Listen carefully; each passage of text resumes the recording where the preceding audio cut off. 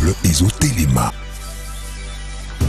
Bapon ya makasi ezofanda pe ekolo ezozwa lokumu. Tala bilombe oyo basimbi mboka.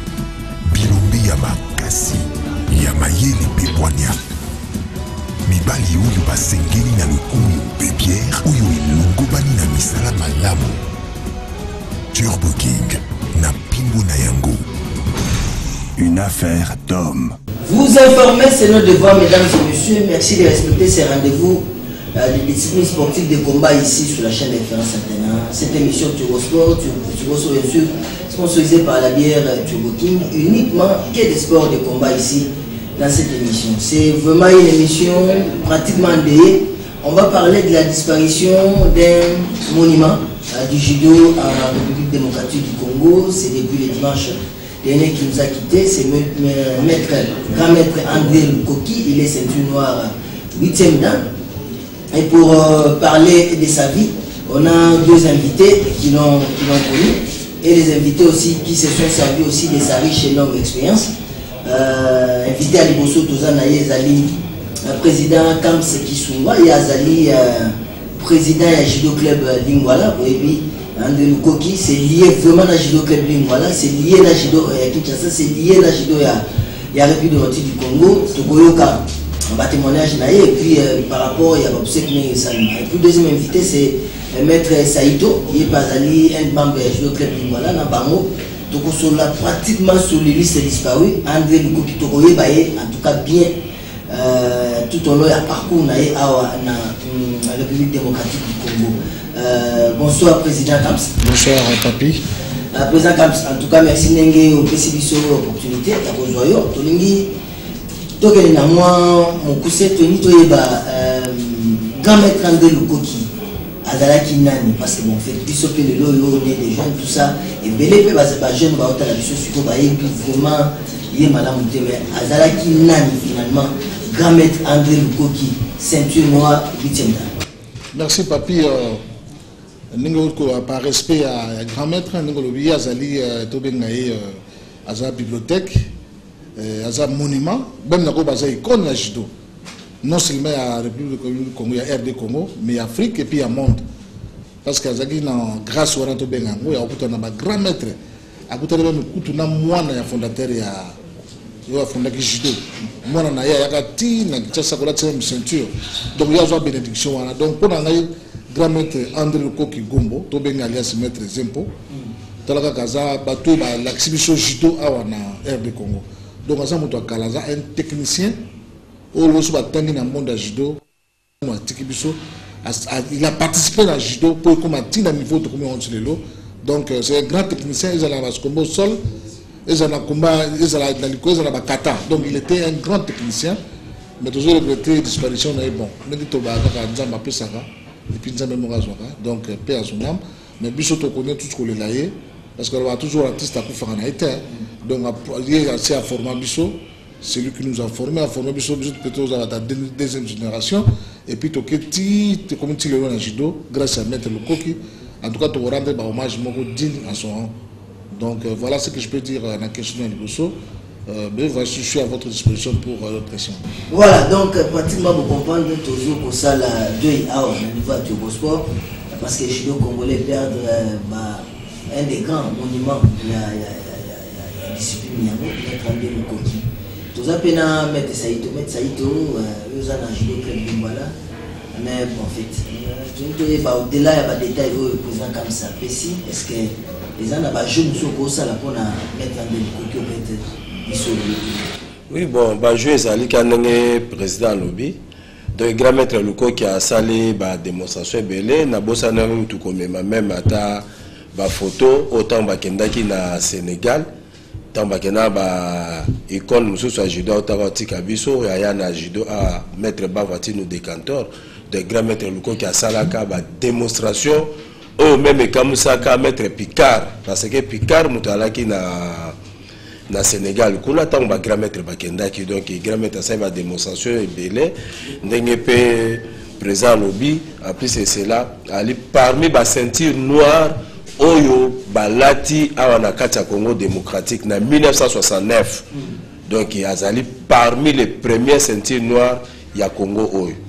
Donc mingi vraiment ya ko présenter grand maître Luko qui en était temps déjà bozomo na Saito. Donc déjà ils ont l'accès déjà que toza déjà na kati ya boutique na bouquet na déjà tozali déjà. Donc il a fait beaucoup pour la judo à Congo pour le loy comme boy. Voilà, donc on continue toujours à plairer mettre en le côté. Cette fois-ci toko zone s'habille un peu dans moi si moi bateau bazalaki a s'habille au permis organiser qui juillet il y a mettre en le côté. Je sais que le président au commentaire mais c'est toujours à commenter mais tous un extrait au boulot par proposer biso les sont vivants en tout cas les judo club Lingwala les judo à Kinshasa les judo à RDC et Kanisa qui mettre en le côté. Total un extrait comme ça tous on va pour continuer. Turbo King, une affaire d'homme.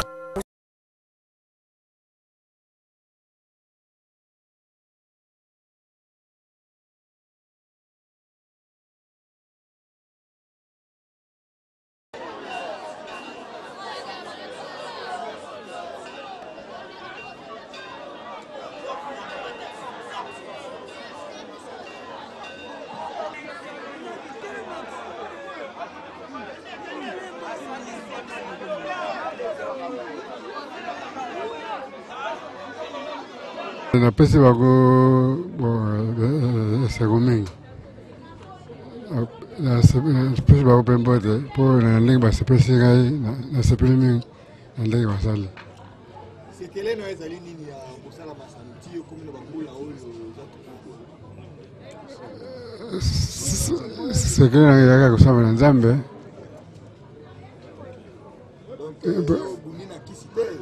takana buli na kisi te nasali masano ngai banda ebandeli nasali na kisi te. Turbo King, une affaire d'homme. Voilà, à présent comme ça, tout le monde geste au Salaki wana, organisation au Salaki. Mais finalement, pourquoi au Salaki organisation Yango et pas y a même c'est comme si vous voyez c'est comme si mais finalement ça allait quand même bien passer. Oui, ça allait bien passer. Puis vous avez réussi mon coup na grâce à Nzambe. Donc une idée est venue comme ça. Tu vois qu'il y a comment mon tu vois qu'il y a tous acteurs qui champion à ligue. Alors, tu regardes tout ce plan de mettre au PC coupe et pas à ça l'activité naïe. Alors, tu es dans le cas de Makolo, tu es dans le stade de Marty, tu joues à Makolo, tu regardes tout ce surprise de PC coupe, il y a ligue de jouer. Tu connais là, dans la coupe, na PC mettre na zoe na zoe PC que tu as coupe boye para on est bien, mais mettre là tu as la monde direct au rêver. Alors, on a mon habité. Japonais à beauté. Pour mon y a japonais, il y a plus un japonais. Et puis dans tout le quartier Kabambara tout bien au Japon. Parce qu'il y a bâtisseur qui on a bien à beauté. La monnaie que mettre à jour les déjà. Alors je me suis dit, il est devenu, j'étais un peu révolutionnaire quoi, on a dit mais après ça doit m'aider avec la somme Takoufi. Oh non, mérite tout ça mais pourquoi pas en vivant à mettre tout ça là. Il est devenu, on a mettre Ranga, mettre Makoma, mettre ça, ils sont bango surtout on a Deto. Tu as bango ba mettre Camille Koki tout ça le boss la ngelo ko moko o to boss la mettre jubilé de ma petit moyen dans un ango ay ba tani surprise na boss la ngana le boss la ngana une sorte de devis la devis mo boss la évaluation qu'est-ce que nous pouvons avoir pour tout ça la jubilé za réussite comme on bazana na terrain bon on a tika déjà na bunda souté donc on a comment encadrer bon on bazana sur le terrain on est l'entraîneur c'est que les athlètes en même temps dans l'entraînement et donc là, en même temps, parce que il y a des gens qui sont tant il faut que ce mouvement là, il y a face à la donc tant que ça là, pour la deuxième fois. Alors, ça il y a pas besoin de présenter la télé bon. Avec les petits moyens que j'ai dans j'étais surpris dans la bande nous avons quand même eu quelques sponsors il y a mingité, deux trois pour les biso. Mais le gros salam donc pour dire que mettre le coquille azaki a bisukate donc mettre le coquille azaki ba tunyoso donc pour Kinshasa mais RDC mais Afrique le monde entier parce que le gars nous avons des échos même si nous sommes à niveau à Japon pour dire que non et le gros salaki et ça les fierté à bana Congo il y a bana RD Congo et puis bana Lingwala alors le gars ne pousse nga et puis c'est du courage makasi nous avons dit non donc le saut de là tout ça il faut tout ça soumettre surprise mususu mais bon nzamba zaka nzamba donc tout ça le ko mongo to ngasa soumettre surprise à que le Japon voilà si Donc, ça c'est plusieurs qui étaient au Japon, nous coûtons un grand maître au Japon, et puis à son hélas, bon, nous avons bébé, nous avons Makamunaï, tu es pour comprendre dans mon présenté. Mais c'est tout le monde a l'image, on a jubilé à l'endroit de grand maître André Lukoki. Ils allaient membre fier à jubilé club Bingwala. Après, on a eu, en tant qu'ancien pratiquant en cadet technique pour l'instant, inspiré qu'il y ait une idée pour ça qui est pas grand maître André Lukoki. Bon, merci. En tout cas, eloko wana jour to fanda katanto sur la ngona président na staff na biso mobimba to préparer jubilé pendant 2 ans. Pendant 2 ans, tu prépares jubilé na malembe. Mais na komona bo jour nga na ya ko ebisa grand maître que non grand maître toujours ça la yo jubilé. Grand maître fixa nga regard pendant 3 minutes nga to nga na bimalanda kunaye. Donc, on dirait que tout le monde dit que on dirait que tu peux wana pe déjà grand maître moi ba faiblesse moko mukia ba malade koma ki panaye. Ayebi sangelo ko moi ah saito na makolo nange vimbi boy. Na tamna be grand maître wali japonais okotambola. Na base na ba image ko moni ndenge grand maître aki na église ndenge akotaki. Donc pour vous dire quoi biso na lingwala tolingaki tosala eloko te ke non lelo grand maître akufi lelo nde bokomi ko reconnaître eloko wana ezaki vraiment sengote biso eloko tosala ezaki po nini to arracher bénédiction tala lelo icône munene lokola bavatinu de cantor akenda trace ezate un grand maître comme Chikou lelo eloko ne same pas nae tala mutokola grand maître massiste Kainge tala lelo. Donc il y a des grands maîtres lelo toza lelo na classe ya bavatinu de cantor totikali na mutu moko c'est grand maître mukuna. Yango na kosenga voir même na basien ya judoka ya Saint-Paul. Mais présent, tout ça il y a une disparition ya grand maître André Lukoki, un soir toza inayo na domicile pour moi interview to salaki le gars qui à l'époque yende mutu Bendakio, Azwakio, la famille, tout ça pour Naboué, et puis comment vous pratiquez le tout le monde peut partager du saut, moi témoignage, on a toute l'expérience, on a contact avec Bosso, on a mettre André Lukoki Zaïné. Bon, on a contact, il faut dire que c'était une grande famille, autant à Calapoué, Bakimon, avant Dakar, avant la première difficile. Mes parents ont tellement, se conjugué tellement bien que, oui, Bakimon, on n'a pas tel, les années passé. Alors, on a un manag de Amakasi. Nous avons besoin de la grâce. Avant d'avoir un judo, on a besoin de karaté. On a Libanda à l'époque, dans Soda. Donc, c'est tant que vous dites que vous avez un Libanda à l'époque. Tout cela, on a 24 novembre. Alors, il y a un judoka dans le quartier, il y a un judoka qui a dit non, on a eu révolution, on a eu l'esprit, on a eu le judo. Et puis, nous avons bossé dans la ville, on a dit que c'est un karatéka. Maintenant, on sera dans sport. Dans la casque, il y a un autre. Alors, maître, le grand frère qui a mis naïe, a fait un grand maître. Très bon, alors maître, il a dit a bien osé ma casse, mais il y a quelque chose là, on a d'une manière où tu peux lire les malam, aux a balabala thème tatami.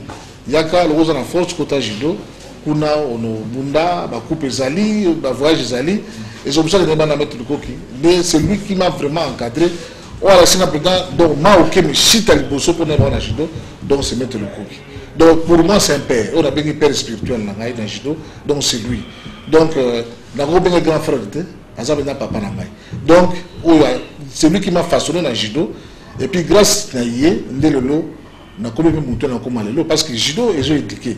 Si on a un judoka, si on a un judoka, Abuna Papa Manandela c'est pas un judoka, ça c'est un voyou, excusez-moi le terme, un judoka. Un judoka, c'est une discipline même dans le code moral, il y a judo, ils ont même, elle a la Bible dans la Bible. Sur le mot versement, Zambia, il y a telle place, où le grand la Bible est. Biso le judoka, code moral est le bini. Donc, code moral est la Bible nationale, il y a la constitution nationale judo. Donc, ceux qui judoka, nous savons code moral, à cause de la Makambo, ils ont la contre le code moral. Et ce qui fait que tant qu'on a banni judo, Makambo, donc les choses anciennes, et les kaki, ou la sikandé, donc c'est grâce à grand maître Lukoki pour les gens qui na commis responsable quelque part natala ngoke non so ya dikanga malamu ti peut-être dans un bruité. Donc on a vraiment reconnaissant, surtout naïe, comme Aza société, mais en tout cas on a toujours reconnaissant la famille naïe, Aza na bana tiki, Aza na maman tiki, donc on a toujours reconnaissant na famille grand maître le coquisem. Maître Saito, vous allez élément on est dans le judo club Lingwala, judo club Lingwala où vous pouvez mettre André le coquille à Tchara Maboko naïe. Et puis ça veut dire que le contact il y a eu à l'imposso na mettre André le coquille qui bon, ngai tant na yokota judo na Lingwala na kutaka liboso mettre le coquille. Mettre le coquille à salaka voyage moko akendaka Angola. Tant na ye na kutaki ba présent Kams na kutaki comme ba connaître donc ba te belé o to kutaki pas to pema bato ba cadrenga comme na shit naza ko reconnaître ngo ki kabe ya China et puis na Didier Mongi bazwanga mais premier jour na ya deuxième jour ba betanga la ninga sakalate na bi mais o judo ngo su bonene na tena kima na bitena kima tena zala par après grand maître Luko qui a ekoya tant grand maître Luko qui a ekoya bon to kutaka ba passage moko boye le fait mettre Mokonza à Salisaka Bakam, c'est à Salisaka Batebele, grand maître Aye, annula passage Joana. Alors il dit oui. Donc il y a le passage là à reconnaître en côté. Wambala liboso na mona mettre Luko qui n'a vu nanga iboye que non na matina tapi, papa n'a pas à tapi. Donc biso ko s'approcher na iboye totalement to kokate. Si tout ce qui yo kimi classe au salima kambo mais ezali loko la somme. Ndé à ce moment-là, na eu commencé la siko malembe na grand maître Luko qui depuis na ngai azaki papa moko vraiment oyo azali ko lingate ke biso azalo ba mingite mais ko lobanese azaki regard nae regard à grand maître akoyo ka jamais judoka Lingwala abunda soko meko bundi libanda en tout cas pas na oye bango ke soko na club ata 5 judoka pe à catégorie nino bakozwa yo. Donc a éduqué biso malamu yango soko tali na parcours à judoka Lingwala même si les lots sont ok compétition makambu ba association sportive monsieur sala ka Lingwala sala angote quel que soit le résultat. Donc Lingwala a toujours discipliné et honnête, c'est grâce à papa wana. Mais pour ça comme ça tout au long il y a succès au judo club Lingwala sali tu dis que quand maintenant le coach qui a été malade ne bobi a été est-ce que il arrive aussi des moments peu pendant que tout a évolution, tout ça, est-ce qu'il était présent à topé mon Ndembaïnae à traiter un peu pour ça la suivi à judo? Non, il était toujours présent. Un maître était toujours présent. Nous avons dans la compétition. Couler à judoka, il y a au Japon, dans le Pangouana, pour mon avis, Kabamba, croisement Kabamba, des amoureux. Bah judoka, à mon avis, judoka, la Zola, la Zola, on a vu la Zubis Nabango, Baketi dans la compétition. Si on peut gagner cette zone, il faut tout zoner là, il faut gagner. Malgré que il était toujours au courant, il y a un mouvement, il y a un club. Et puis après, il conseil, il faut aller comme ça.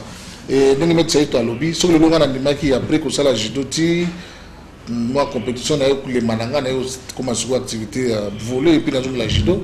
Donc, c'est dans un judo, qui c'était. Le cas où on a bien, j'aime pas le fétiche. Pour mettre le coq sur qui c'était. Nous avons un très bon judoka, mais dans la mission, nous avons toujours grâce à la coupe en terre. Mais la petite, sinon, la coupe, il y a un habit qui donc on va bien à la Congo, et l'on va bien à la Congo, Kodia, ce qui est Kodia. Donc il y a des trains dans la lingua. Donc il y a des réductions à mettre le coquille petit dans la maître Saito, Makoma. On dit que Saito, ça comme un grand judoka aussi, a joué, je crois, 4 médailles à Jeux Olympiques, si je ne me trompe pas. Bazaki c'est doué. Nous avons 4 médailles olympiques et puis Saito et puis après les tueurs français dans les tennis il y a 2. Donc jusque là donc on va jouer une médaille. Donc il faut que cet exemple puis à grand maître na Wana. Donc il y a peut-être la bénédiction bien mettre le coquille. Au moni bazaki bangomi balé na mettre Camille le coquille moi na grand maître le coquille. Mais plus nous avons présenté l'entraînement ils allaient mettre Saito. Et on a encouragé, nous on ne peut pas laisser les judo. Nous avons toujours encadré en haut, mais toujours expliquer à Karo Yakala. Soit tout à l'heure, l'autre côté, le judo, il y a le monsieur va mettre bien là. Soit tout à l'heure, l'autre garçon, petit moisin, va bien salsa. Comment on soit bien Bessi. il était un grand fanfaron, un grand bagarreur. Maintenant, à côté de la judo, Malamongo, donc, si on compare à Karana, c'était un responsable. C'est pour vous dire que le judo, les écoles, les judo, ils ont à apprendre le bateau. Même si vous avez dit que vous avez dit que nous sommes le monde petit, on a au monde sac et puis à jour nous grâce à judo. Mais tant que vous avez mais tant que vous avez judo, il y a 5 judo malamu, à cette compétition, comment payer un responsable. C'est bon. Voilà. Organisation ESA Nengeni. Tu peux passer au chité l'émission. Organisation ESA Nengeni finalement encore du matin. Et puis est-ce qu'il y a un comité d'organisation Makamoisa Nengeni le peut-être pas comme sous Bazali Banda, Bazomona, Bazotala ou que Baolinga Pebaya pour peut-être plus na ne Baousek ça. Merci papi. Nous avons sur le grand maître le coquille. Dès naïe ESA Yalingwalate. ESA de Abatonioso. Puis il y a qui mutu ya bisoté Abatonioso tout. Donc, tu as approché les familles, pour d'abord, dans la famille. Nous voulons, tu regardes ma mère claire, dans la famille, la famille ne sera que réunion, va décider de nous accord samedi, entraînement dimanche, jusque-là dans la métropole. Bon, jusque-là, nous tous salis, tous les grand-maîtres dans le stade de Martyr. Et puis. Là, ce n'est pas ce que va faire, non, non, tu vas appuyer sur place, et je tiens quand même. Ça va permettre de remercier le ministre du Sport, l'excellence de Nikambaï, chapeau, pour aider Bissomingi, tout n'est pas naïe, à titre de secrétaire général, après déjà en placement, et nous déranger sur la Kermeste, donc ça déjà mon aîné. Et puis en discipline, il y a des langues à la monnaie qui est dans la tête pour m'attendre aux alara. Donc, tout ça calmement pour tout déranger à toi Kermeste.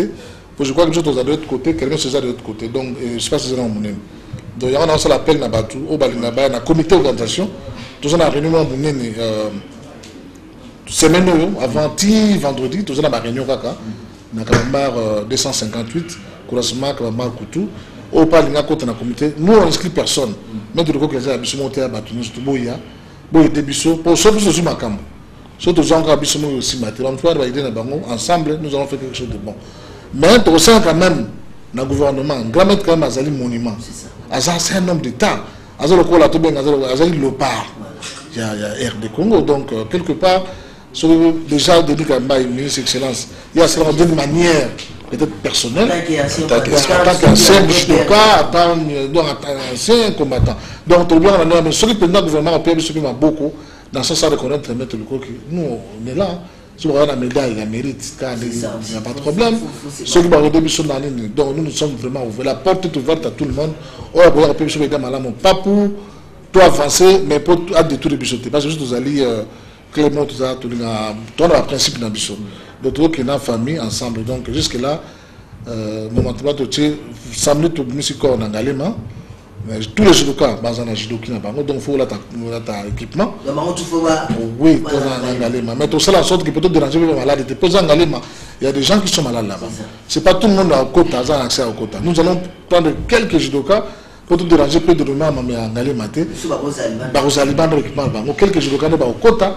On a mort peut-être 10 ou 15 on va entourer cercueil, mais le grand nombre de pour ne pas déranger. Bon, nous avons malade, nous avons besoin de repos. Donc nous devons se rejeter tous les malades là. Donc voilà, en principe, l'autre salut jusque-là. Voilà, Maître Seydou, moi, qui est par rapport à l'organisation pour tout si pratique. Bon, na organisation, et là, quand on a la bâtonnière surtout, grand maître Luko qui a été maître à Kimia, na ngoto zo senga na bajidoka surtout ya Kinshasa avec professeur Kinshasa autour ba Kozea na Matanga grand maître surtout la discipline. Donc un sportif ndenge présent le baki totambola la code moral et encore la bible la biso la politesse donc la modestie donc biloko surtout un athlète et sengeli ayeba code moral na ye ya judo donc to senga la kimia tous les judokas base la batesto au maître José Mboulou président ya master à sala yango lelo akotindela bango pona koyeba mais programme est toujours maintenu les samedis donc en tout cas tout le monde a judoki donc judoka non surtout 2 jours à judoki c'est bon président aussi ici moi il y a beaucoup de rapona pour sensibiliser rapona parce que ça demande une nation oui nous mettre makuma lobby ngai nazo betaka c'était na gouvernement batika bisoté tout le monde a un mingi, le temps de débat belé, net de sport, mais le sport à combat, ils ont appelé ça mingi, tu vois, peut-être bas à la bâtiment, bas à la lobby na bango. Mais ils allaient des moko, tout bien aura des moko, et donc RDC Mobimba. Parce qu'il a formé le Sénégal, partout. Donc, dès que tu as une icône, en dépit, on va mettre le temps va mettre des cantors, va mettre le sport, tout le monde va mettre Mukuna, il y a Kei, va mettre le Kei, tout le monde va pas d'accord Kei. Donc, jusque-là, bon, il y a plus. Tout ça là, va mettre soit va mettre Daï, quelqu'un va mettre Pinto, c'est bon. Puis on va battre la bango, va mettre Lyon, tout battre la bango, que va pousser la boule à sous mais encore une fois, on a séni, je dois quitter la discipline, pour ça la code morale. Je dois aussi la code morale à Yebi pour tout le président de la commission de discipline, Yebi et PCN Jidoka, ce qu'on est dans ma caméra, ma BA ou Tali Jidoté, comme on a eu, ils allaient pas d'appeler Magao, la calme, la 4 coins, souvent dans un petit aussi. Dans tous les Jidoka de discipline, pour ça la code morale. Voilà, on va peut-être observer une pause, on va demander les quelques news de dernière minute. Turbo King, une affaire d'homme. Maître Bibitangila, maître athlète école de club Vita Ngiri. Tu as un message comme moi quand on a un championnat de Kinshasa par équipe. Ou un truc qui va mourir dans sport, dans discipline, dans taekwondo. Donc, il y a un moment où bêta, dans bêta vraiment balé, dans bêta va de rebelle. Nettoie bien arrivé. Tu dois pas championnat de Kinshasa bis taekwondo club Vita. Tu bêta club Vita mettre ses dibos à la table. Vraiment, tu vas tenir sur samedi Oyo. Baya bon on a stade de Marti, ba au moins ba spectacle de taekwondo si la té. Le Magamou il a été ça manager dans Rio pour notre salon musco de l'eau samedi à Kinshasa. D'abord il y a venu belé ba to ton sa stade douana avec ces populations qui dans tous les 24 communes de Kinshasa ba nous so ba ya pour que stade douana moment neto bunda championnat de taekwondo par équipe les gamala mon mingi. Bon mon botata ça fait 10 mois à 10 mois qui donne avant d'aller pour na pe maté. Dans la côte qui peut na parler donc na bimandé siko samedi. C'est ba fan tout anga ba fan tout anga ba linga Cédric Botalata là-bas. Bana tu ya Istanbul chetou baza homme donc boza la peine belé samedi na martyr donc héroïne na makasi da bon na biloko sika vitesse ya mbisa la kata mai donc Botalata là toujours super en forme donc ba yanke tout ya matongi fese indro bazai batigo ba ozala wana ba playboy na matongi kiri biberon donc ba soutenir toujours Botalata là pour na toujours honneur ya Congo toujours donc ko bana ko beta na Kinshasa na beti du Congo na beti Afrique petit na zo mata donc tout na ça sans frein. Turbo King, une affaire d'homme. Voilà, fin de cette émission Turbo Sport qui avait reçu pour le compte de ces magazines deux invités de détail. On a parlé bien sûr du deuil qui frappe la grande famille du judo ici en République du Congo avec la disparition du grand maître André Lukoki. Merci à toute l'équipe technique, on se retrouve la semaine prochaine. Au revoir. Nasima ya kotimola kosude kobeta ebende nyonso wana mpona kotonga mboka na motoki ya bilombe oyo nde mibange na immeuble ezotelema bapon ya makasi ezofanda mpe ekolo ezozwa lokumu tala bilombe oyo basimbi mboka bilombe ya makasi ya mayele mpe bwania mibali oyo basengeli na lokumu mpe pierre oyo elongobani na misala malamu Turbo King na mpimbo na yango une affaire d'homme.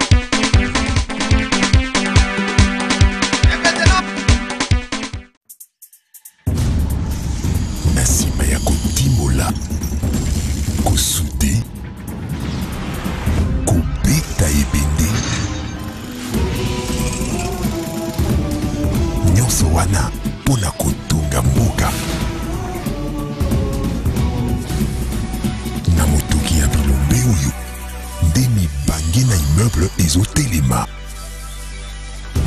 bapon ya makasi ezofanda mpe ekolo ezozwa lokumu tala bilombe oyo basimbi mboka bilombe ya makasi ya mayele mpe bwanya mibali oyo basengeli na lokumu bebiere oyo elongobani na misala malamu Turbo King na pimbo na yango. Une affaire d'homme. Vous informer, c'est notre devoir, mesdames et messieurs. Merci de respecter ces rendez-vous des disciplines sportives de combat ici sur la chaîne d'Expérience Antena. Cette émission Turbo Sport, Turbo Sport, bien sûr, sponsorisée par la bière Turbo King, uniquement que des sports de combat ici dans cette émission. C'est vraiment une émission pratiquement endeuillée. On va parler de la disparition d'un monument du judo en République démocratique du Congo. C'est depuis le dimanche dernier qui nous a quittés. C'est grand maître André Lukoki. Il est ceinture noire 8e dan. Et pour parler de sa vie, on a deux invités qui l'ont connu. Et les invités aussi qui se sont servis aussi de sa riche et longue expérience. Invité à Liboso Tozanaye Zali, président Kams Kisungwa et Azali, président du Judo Club Lingwala. Et puis, André Lukoki, c'est lié vraiment à Judo Club Lingwala, c'est lié à Judo Kinshasa, c'est lié à Judo ya République démocratique du Congo, Togoyoka, un témoignage naïe, et puis par rapport à Babsek Salima. Et puis, deuxième invité, c'est Maître Saïto, il est pas allé un membre du Judo Club Lingwala, dans Bango. Donc on a pratiquement sur les listes disparues. André Lukoki Togoye Baye, en tout cas bien tout au long du parcours dans la République démocratique du Congo. Bonsoir Président Kams. Bonsoir Papi. Président Kams, en tout cas merci Nenge au PCBSO opportunité à Rojoyo. Tolingi Togeli na moi mon cousin Tony Toyeba grand maître André Lukoki. Azalaki nani parce que bon fait biso que le loyo des jeunes tout ça et belé pe ba jeune ba ota la biso suko ba yebi vraiment yé malamu te mais Azalaki nani finalement grand maître André Lukoki ceinture noire 8e dan. Merci Papi. Ningo ko par respect à grand maître ningo lobi azali to bengaye aza bibliothèque aza monument même na ko baza icône na judo. Non seulement à la République du Congo, il y a RD Congo, mais il y a Afrique et puis il y a monde. Parce que grâce au Ranto Bengango, il y a un grand maître. Il y a un fondateur, il y a un fondateur judo. Il y a un ceinture. Donc il y a une bénédiction. Donc pour un grand maître André Lukoki Gombo, il y a alias maître Zempo. Il y a l'exhibition judo à RD Congo. Donc il y a un technicien. Dans monde judo,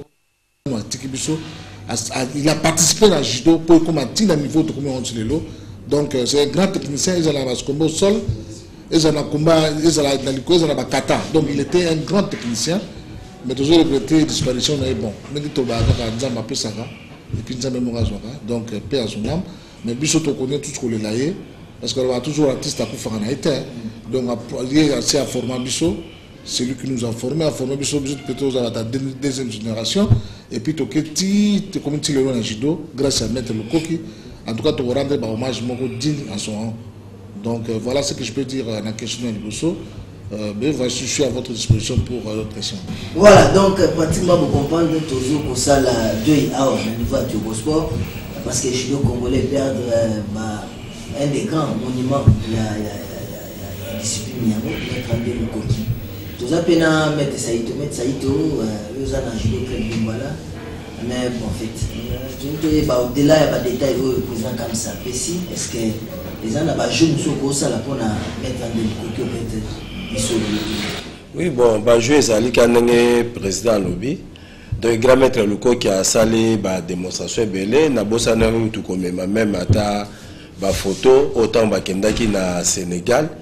Tambakena ba icône mususu a judo autabati kabiso ya na judo a maître Bavati nous décanteur de grand maître Luko qui a salaka ba démonstration au même kamusaka maître Picard parce que Picard mutalaki na Sénégal kuna tamba grand maître bakendaki donc grand maître ça ba démonstration belé ndenge pe présent lobby en plus c'est cela ali parmi ba ceinture noire Oyo balati awana kati ya Congo démocratique na 1969 donc azali parmi les premières ceintures noires ya Congo oyo.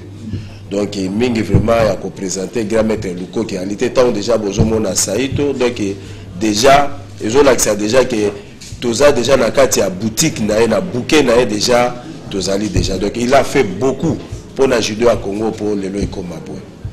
Voilà, donc on continue toujours à pleurer maintenant de côté. Cette fois-ci toko zone sabine un peu na moi sima bato bazalaki à Isabi au organisaki juillet il y a maintenant de côté. Je sais que le président a commenté à moi, mais c'est toujours commenté. Mais tous un extrait. Aujourd'hui, on va proposer Bissot. On va regarder son vivant. En tout cas, les judo club voilà, les judo à Kinshasa, les judo à RDC, et Kanitsa qui met quand même le côté. Total un extrait comme ça, tous on va continuer. Turbo King, une affaire d'homme.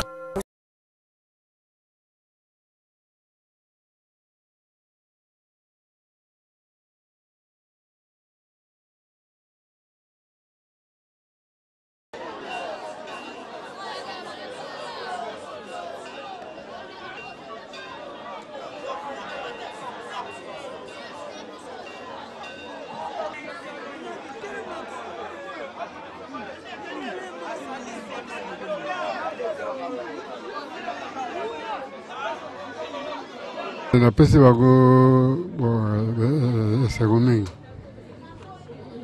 na pesi bako pempote po na ndenge basepesi ngai nasepeli mingi na ndenge basali.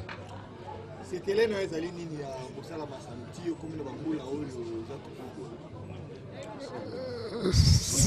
za sekele na yaka kosala na Nzambe buni na kisi te taka na buni na kisi te nasali masano ngai banda ebandeli nasali na kisi te. Turbo King, une affaire d'homme. Voilà, à présent comme ça, tout le monde geste au Salaki wana, organisation au Salaki. Mais finalement, pourquoi au Salaki organisation yango et pas ya même c'est comme si vous voyez qu'il y a c'est comme si mais finalement ça allait quand même bien passer là. Oui, ça allait bien passer là qui vous a réussi mon na grâce à Nzambe. Donc une idée est venue comme ça, tu vois qu'il y a comment tu vois qu'il y a tous acteurs qui chantent à ligue. Alors tu regardes tout ce qu'on mettre au PC coupe et pas à aussi l'activité naïe. Alors tu es dans le cas de Makolo, tu es dans le stade de Marty, tu joues à Makolo, tu regardes tout les surprises au PC coupe il y a ligue tu joues. Tu connais là, dans la coupe, na PC mettre na jouer que tu joues coupe boy, bara on est bien, mais mettre là tu la monde dirait à rêver. Alors, on a mon habité, japonais à beauté. Pour mon il y a un japonais, il y a plus un japonais. Et puis, on a tout dans le quartier Kabambara, tout au Japon. Parce qu'il y a bâtissé qui on a bien à beauté. La monnaie qui met à jour les m'a déjà. Alors, je me suis dit, une idée est venue, j'étais un peu révolutionnaire, quoi, on a dit, mais après ça doit m'aider avec la somme de Koufi. Oh non, mérite tout ça, mais pourquoi pas en vivant à mettre tout ça là? Une idée est venue, on a mettre Ranga, mettre Makoma. Mettre ça, ils sont surtout à Deto, tu as bango mettre Camille Koki, tout ça, le boss est la mélodie comme Moko, autre c'est la mettre Jubilé. Ma petit moyen dans un angle, il y a une surprise. Le boss est une sorte de défi, un défi, mon boss est l'évaluation. Qu'est-ce que nous pouvons avoir pour tout ça, la Jubilé, à réciter? Comme on va dans le terrain, pour on a déjà la sauté, donc on a encadré. Bon, on va sur le terrain. Au moment où l'entraîneur, c'est qu'il y a un athlète en même temps. Tant que c'est l'entraînement, il y a un bout en même temps. Parce que il y a un mail qui est là. Tant que c'est un il faut que ce mouvement là, il y a un face à l'air. Donc tant que c'est là, il y a un pour la deuxième fois. Alors, ça il y a besoin de présenter la télé. Avec les petits moyens que j'ai dans le salon, j'étais surpris. Dans la bande nous avons quand même eu quelques sponsors. Il y a Mingité. Il y a 2-3 pour les bisous. Mais le Salama est donc pour dire que Maître Koki Azaki a bisu kate. Donc Maître Koki Azaki a tout nyonso. Donc pour Kinshasa mais RDC mais Afrique monde entier. Parce que le nous avons eu des échos même si nous sommes à niveau à Japon pour dire que non et le Salaki c'est la fierté à Bana Congo, il y a Bana RD Congo et puis Bana Lingwal. Alors le on est pour Senga et puis c'est du courage makasi. Nous avons dit non. Donc, il faut tout ça soumettre surprise mususu. Mais bon, dans Bazaka Nzam. Donc, tout ça, on va soumettre surprise à le Japon. Si. Donc, on s'est laissé plusieurs qui étaient dans le Japon, nous coûtons un grand maître à Japon, et puis à son hélas, bon, nous avons bébé, nous avons Makamunaye, tu comprendre dans mon président. Mais c'est tout le monde a l'image, on a jubilé à l'endroit de grand maître André Lukoki. Ils allaient membre fier à jubilé club Bingwala. Après, on a eu, en tant qu'ancien pratiquant en cadet technique pour l'instant, inspiré qu'il y ait un ça qui est pas grand maître André Lukoki. Bon, merci. En tout cas, eloko wana jour to fanda katanto sur la ngona président na staff na biso mobimba to préparage jubilé pendant 2 ans. Pendant 2 ans, to préparage jubilé na malembe. Mais na komona bonjour nga na ya ko ebisa grand maître que no grand maître toujours c'est la yo jubilé. Grand maître fixé un regard pendant 3 minutes nga to ngala bimalanda kunaye. Donc, on dirait que tout le monde a dit on dirait que on a déjà grand maître moi ba faiblesse nous comme qui a malade comme qui panaye. Ayebi sangelo comme ah saito na makolo nange vimbi boy. Na tamna be grand maître wali japonais okotambola. Na base na ba image bomoni ndenge grand maître aki na église ndenge akotaki.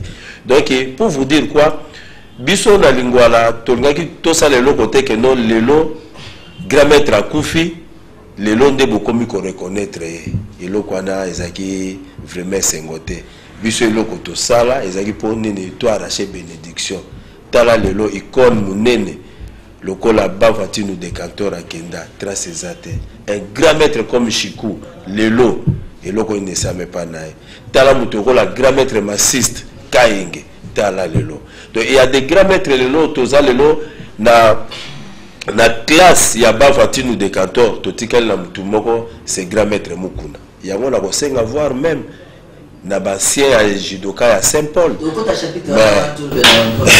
Mais présent totikali kaka na disparition ya grand maître André Lukoki nayebi que un soir tozalaki na yo na domicile kuna interview tosalaki olobaki ke à l'époque yende mutu bendaki yo azwaki yo na famille tout ça boye na boye et puis okoma kopratiquer jubilé tolingi un peu opartage biso moi témoignage wana to pe expérience wana contact ya liboso na maître na grand maître André Lukoki ezali nini. Bon, contact, faut dire que c'était une grande famille. Autant à Kalapoé, avant la difficile. Mes parents ont tellement se conjugué tellement bien que oui, n'a pas tel, les amis m'ont passé. Alors, on a beaucoup de gens ma casse. Nous avons besoin de grâce au Wana. Avant de faire judo, on a besoin de karaté. On a Libanda à l'époque, dans le soda. Donc, tant que vous voulez tenir, on a besoin de Libanda à l'époque. Tout cela, on a 24 novembre. Alors, il y a un judoka dans le quartier, avant vous, quand on a dit non, on a révolutionnaire, non, on avait de l'esprit, on a eu judo. Et puis, nous avons bossé dans la bêta, c'est un karatéka. Maintenant, on sort dans le sport, dans la casque et d'autres. Alors, maître, le grand frère qui a mis naïe, a fait un grand maître. Très bon, alors, maître, il a besoin, a bien ma casse, mais il y a d'une manière où tu peux lire malam, où a balabala thème tatami. Il y a une force côté judo, on a bunda, coupe zali, voyage zali, et c'est pour ça que je vais mettre le coquille. Mais c'est lui qui m'a vraiment encadré. Voilà, c'est donc ma ok, mais si tu as le bosso pour le judo, donc c'est mettre le coquille. Donc pour moi, c'est un père. On a bien un père spirituel dans le judo, donc c'est lui. Donc, la grand frère, papa. Donc, c'est lui qui m'a façonné dans le judo. Et puis, grâce à Yé, parce que le judo est éduqué. Un judoka, un judoka. C'est pas un judoka. Ça, c'est un voyou. Excusez-moi le terme. Un judoka. Un judoka, c'est une discipline. Même dans le code moral, il y a judo. Elle a la Bible dans la Bible. Sur le mot verset, Zambie a dit telle place. Où on a la Bible. Le judoka, c'est un code moral et le bini. Donc, code moral, il y a la Bible nationale. Il y a la constitution nationale judo. Donc, ceux qui judoka, c'est le code moral. À cause de la makambo, ils ont la contre le code moral. Et ce qui fait que tant qu'on a banni judo, donc les choses anciennes, et les kaki, ou la sikandé, donc c'est grâce à grand maître Lukoki pour les gens qui ont commis responsable quelque part, non, ceux qui ont dit qu'il y a un malam, peut-être dans un beauté. Donc nous sommes vraiment reconnaissants, surtout naïe, comme Aza Souté, mais en tout cas, toujours reconnaissant la famille naïe, Aza Nabana, Tiki, Aza Mama Tiki, donc nous sommes toujours reconnaissants la famille grand maître le qui s'aime. Maître Saito, vous allez élément, on est dans le judo club Lingwala, judo club Lingwala, où vous pouvez mettre un peu le coquille à Tchara Maboko naïe, mais puis ça veut dire que le contact, il y a eu un bosso dans mettre un peu le coquille qui bon, ngai tant na yokota judo na Lingwala na kutaka liboso mettre le coquille. Mettre le coquille asalaka voyage moko akendaka Angola. Tant na ye na kutaki ba président Kams na kutaki comme ba colonel donc bato belé auto kutaki pas to pema bato ba cadrenga comme na shit na za ko reconnaître ngo ki Kabe ya China et puis na Didier Mongi bazwanga na premier jour na ya deuxième jour ba betanga la ninga sakalate na bibe o judo ngo subo nene na tena kima na bitena kima tena zala par après grand maître Luko qui a ekoya tant grand maître Luko qui a ekoya bon tokutaka ba passage moko boye le fait maître Mokonza asalisaka ba kam ça asalisaka ba tebele grand maître aye anila passage wana alors dit oui donc ngai lokola na te passage wana à reconnaître ngote wa mbala liboso na mona maître Luko qui na vie na ngai boye ke non na matina tapi papa na pas na tapi donc biso ko s'approcher na ebe totalu to kokate si tout sera qui yo chimique classe au sali makambo mais ezali lokola somo nde à ce moment là na yo komesa na siko malembe na grand maître Luko qui de pona ngai azaki papa moko vraiment oyo azali ko lingate ke biso azalo ba mingi te mais ko loba ne ezalaki regard na ye regard à grand maître akoyo ka jamais judoka Lingwala abunda soko meko bundi libanda en tout cas pas na oye bango ke soko na club ata 5 judoka pe ya catégorie nino bakozwa yo donc a éduqué biso malamu yango soko tali na parcours ba judoka Lingwala même si le loso toke compétition makambu ba association sportive nous c'est ça la Lingwala sala ngote quel que soit résultat donc Lingwala a toujours discipliné et honnête c'est grâce à papa wana mais vous avez comme ça tout au long il y a succès au judo club Lingwala sali tu dis que quand maintenant le coach qui est malade est-ce qu'il arrive aussi des moments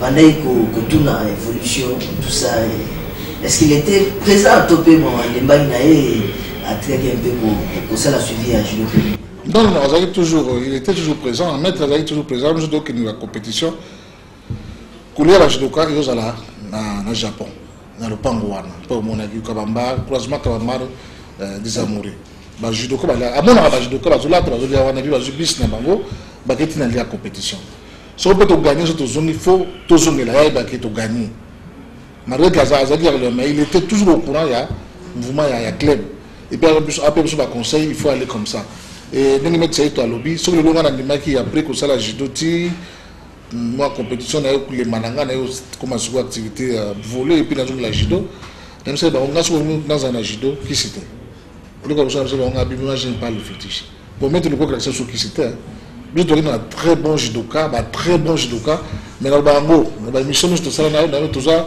grâce aux coupe on a terre mais ba picture ba sinon ba zuba coupe on a dit que donc ba benga la Congo et le ba benga ngo kodia tsokin kodia do yeba tika na ya lingwa donc yeba na zubi réduction ya mettre le coq petit na ngayo maître Saito Makoma obi que Saito za kombo ya un grand judoka aussi a joué je crois 4 médailles à Jeux olympiques si je me trompe pas bazaki Doua ça a 4 médailles olympiques et puis Saito et puis après tu as français dans les tennis il y a ça 2 donc jusque là donc Makoma a joué na ba médaille donc il faut là cet exemple puis la grand maître na wana donc il y a peut-être la traîner à bénédiction binga mettre le coquille au moni bazaki bangomi balé na mettre Camille le coquille moi na grand maître le coquille mais plus nous avons présenté l'entraînement et allé mettre ça. Mais on a encouragé. Nous on ne peut pas laisser les judo. Nous avons toujours encadré en haut, mais toujours expliquer qu'à haut il y a calme.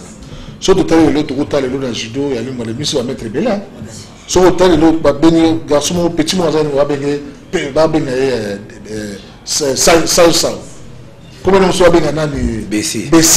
il était un grand fanfaron, un grand bagarreur. Maintenant, à côté de judo, malamoko. Donc, ce moment au comparé à c'était responsable. C'est pour vous dire que le judo, ils ont école. Le judo, ils ont à prendre le bateau. Même si vous avez dit que nous sommes le monde petit, on a au monde la sac et puis à jour musala grâce à judo. Mais tant que vous avez mais tant que vous judo, éduquer, il y a celle judo malamu, à celle de la compétition de l'eau, à comment payer un responsable. C'est bon. Voilà. Organisation ESA Nengeni. Tout ce qu'on passe au chute l'émission. Organisation ESA Nengeni. Finalement, accord du Macan. Et puis, est-ce qu'il y a un comité d'organisation Makamoza Nengeni, peut-être Batumsu Bazali Banda, Bazomona, Bazotala, ou que Baolinga Pebaya, pour peut-être un plus dans les Babsek. Merci, Papi. Nous avons sur le grand maître de Koki. Dès qu'il y a une volonté. Les aides à bâtonnier sont. Puis il y a des gens qui ont bisoté à bâtonnier surtout. Donc, pour approcher les familles, pour d'abord, dans la famille, nous voulons, nous avons clair, dans la famille, la famille ne sera réunion, va décider de accord samedi, entraînement dans dimanche, jusque-là dans la métropole. Bon, jusque-là, nous tout ça, pour les grands maîtres dans le stade de Martyr. Et puis. Là, ce n'est pas ce que va non, tu vas appuyer sur place, mon co, et je tiens quand même.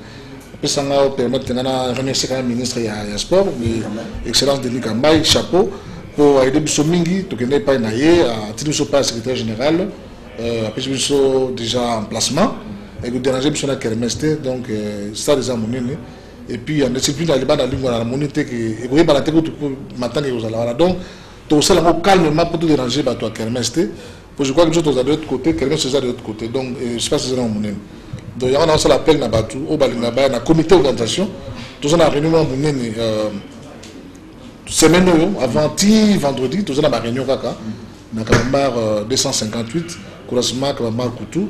Au Balinga, côté un comité. Nous, on n'inscrit personne. Mais tout le monde, ils ont monté à Batou, nous, Boya, Boya Debisso, pour ceux qui sont Makam.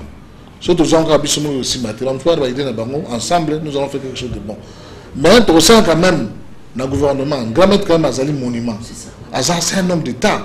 Azali Lopar. Il y a RD Congo. Donc, quelque part, déjà, Denis Kambaï, ministre d'Excellence, il y a cela d'une manière peut-être personnelle. En tant qu'ancien judoka, ancien combattant.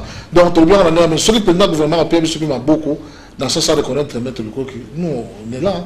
Si on a la médaille, il y a mérite, il n'y a pas de problème. Ceux qui ont été sur la ligne, donc nous sommes vraiment ouverts. La porte est ouverte à tout le monde. On va pouvoir appeler les dames à l'âme, pas pour tout avancer, mais pour détour de bichoter. Parce que nous allons, Clément, tout ça, tout le principe de la bichot. Donc, tout le famille ensemble. Donc, jusque-là, moment où tu es, samedi, tu es mis en Galema. Tous les judokas, dans judoki na bango, donc il faut ta équipement. Oui, mais tout ça la sorte qui peut te déranger les malades. Il y a des gens qui sont malades là-bas. C'est pas tout le monde a quota, a accès au quota. Nous allons prendre quelques judokas pour te déranger peu de rumeurs mais en aller mater. Quelques judokas au quota. On a mort peut-être 10 ou 15 on va entourer cercueil, mais le grand nombre de pour ne pas déranger. Bon, nous avons malades, nous avons besoin de repos. Donc nous devons se rejeter tous les malades là. Donc voilà en principe l'autre salut jusque-là. Voilà, M. Seydou, moi, qui est par rapport à l'organisation pour tout si pratique. Bon, na organisation, et là, quand on a na bâtonnier surtout, grand maître Luko qui a été maître à Kimia, na ngoto senga na bajidoka surtout à Kinshasa, avec le professeur Kinshasa, autour de Kozea, na Matanga, grand maître surtout la discipline. Donc, un sportif, ndenge présent au baki totambola la code moral, ils ont la Bible sur la politesse, donc la modestie. Donc, biloko surtout un athlète et sengeli aïeba code moral naïe ya judo. Donc, tu senga la kimia, tous les judokas base la batesto au maître José Mboulou, président ya master à cause sala yango lelo à côté de la bango pour na koeba. Mais programme ils ont toujours maintenu les samedis. Donc, en tout cas, tout le monde a judoki. Donc, judoka, nous surtout 2 jours en judoki. C'est bon. Président, tu sais, ici, moi, il y a pour sensibiliser parce que ça demande des nations. Oui, nous avons dit que nous avons dit que nous avons dit que nous avons dit tout le monde a un mingi, l'État a des débats belés, net de sport, mais le sport à combat, ils ont la mingi, peut-être base à la bâtiment, base à la lobby na bango. Mais ils allaient des moko, tout bien on aura des moko, et donc RDC Mobimba. Parce qu'il a formé le Sénégal, partout. Donc, dès que tu vas dans l'icône, on devait mettre le temps qui va mettre des cantons dans le sport, tout le monde va mettre Nukuna, il y a Kei, va mettre Manchester Kei, tout le monde va pas d'accord Kei. Donc, jusque-là, bon, il y a plus. Tout ça là, va mettre soit va mettre Baï, quelqu'un va mettre Pinto, c'est bon. Puis on va battre la bango, mettre Lyon, tout battre la bango, que va pousser dans le bout. Mais encore une fois, on a saisi la discipline pour ça la code morale. Je dois avoir la code morale à Yebi pour tout le président de la commission de discipline, Yebi et PCN Jidoka. Ce qu'on a dans ma caméra, ma béa, ou Tali Jidoté, comme on a eu, ils allaient pas d'appeler Magao, la calme, la 4 coins, nous sommes dans un anti-idée aussi. Dans tous les Jidoka de discipline pour ça la code morale. Voilà, on va peut-être observer une pause, on va demander les quelques news de dernière minute. Turbo King, une affaire d'homme. Maître Bibitangila, maître athlète taekwondo club Vita Ngiri. Tu as un message comme moi quand on a un championnat de Kinshasa par équipe. Ou en tout cas, c'est Mourinho toi sport na discipline na taekwondo. Ba ya na mo na to beta vraiment ba to beta ba de rebelle. De toi ba na rivalité de toi ba championnat de Kinshasa biso taekwondo club Vita. To beta club Ista maître Sedi Botalata. Vraiment to bing ça va tenir sur samedi oyo. Ba ya bon na stade de Marti ba au moins ba spectacle de taekwondo silate. Magam oyo ata isa manager na Rio kuna to sala musiko lelo ana samedi ana Kinshasa. D'abord ya bne belé ba to ton sa stade douana. La population qui dans tous les 24 communes de Kinshasa, ba no so ba ya pour que stade douana ba moneto bunda championnat de taekwondo par équipe les gamala momingi. Bon mon Botalata ça fait 10 mois ali mois qui donne avant na pour na pe maté. Donc na kota qui pe na parler donc na bimande siko samedi. Asenga ba fan tout yanga ba fan tout yanga ba linga Cédric Botalata ba bana tu ya Istamouchetou baza homme donc boza la peine belé samedi na martyr donc héroïne na makasi da bon na biloko asika vitesse ya mbisa la kata mai donc Botalata toujours super en forme donc ba yanke tout ya matongi fesse indro bazai batigo ba ozala wana ba playboy na matongi kiri biberon donc ba soutenir toujours Botalata là pour na toujours honneur ya Congo toujours donc ko bana robeta na Kinshasa na beti du Congo na beti Afrique petit na zo mata donc tout na ça sans frein. Turbo King, une affaire d'homme. Voilà, fin de cette émission Turbo Sport qui avait reçu pour le compte de ces magazines deux invités des détails. On a parlé bien sûr du deuil qui frappe la grande famille du judo ici en République du Congo avec la disparition du grand maître André Lukoki. Merci à toute l'équipe technique, on se retrouve la semaine prochaine. Au revoir. Nasima ya kotimola kosude kobeta ebende nyonso wana mpona kotonga mboka na motoki ya bilombe oyo nde mibange na immeuble ezotelema bapon ya makasi ezofanda mpe ekolo ezozwa lokumu tala bilombe oyo basimbi mboka bilombe ya makasi ya mayele mpe bwanya mibali oyo basengeli na lokumu mpe biere oyo elongobani na misala malamu Turbo King na mpimbo na yango une affaire d'homme.